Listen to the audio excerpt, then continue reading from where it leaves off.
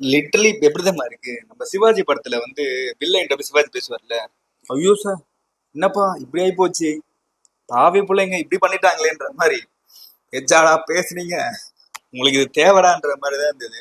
உண்மையாலே வந்து பாத்தீங்கன்னா சிஎஸ்கே ஃபேன்ஸா இருக்கட்டும், அதிகம் அந்த டீம் ஆர்சிபி தவிர்த்து எல்லா ஃபேன்ஸுமே வந்து ஆர்சிபி இந்த சீசன் வந்து கப் அடிக்கணும் அப்படிங்கிற ஒரு தாட்ல தான் இருந்தாங்க.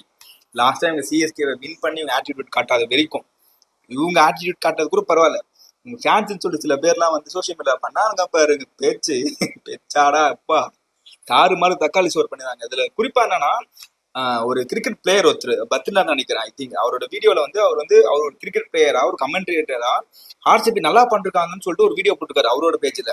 அது கீழே வந்து நீ சிஎஸ்கே ஃபேன் தானே, சிஎஸ்கே சப்போர்ட் தானே பண்ணுவேன், நீ எதுக்கு ஆர்சிபி பத்தி பேசுற, நீ பேசாத மூடு அப்படி இப்படின்னு சொல்லிட்டு கண்ணா பின்னான்னு பேசிட்டு இருக்காங்க. டேய், ஆர்சிபி ஃபேன்ஸ்னா நீங்க கூட சப்போர்ட் பண்ணுமா, மத்த சப்போர்ட் பண்ண கேட்டுக்க மாட்டீங்களா அப்படின்ற மாதிரி தான் இருந்தது. சரி ரைட்டு, கப்பு கப்பு அடிக்கலனா பரவாயில்ல, ரொம்ப ஆடிட்டீங்க, செய்ய போறாங்க வச்சு. இதுதான் என்ன சொல்றதுன்னா, தோல்வியை கண்டு வாடக்கூடாது, வெற்றிக்கு முன்னாடி ஆடக்கூடாதுன்னு வாங்க. அதே மாதிரிதான் ஆயிடுச்சு.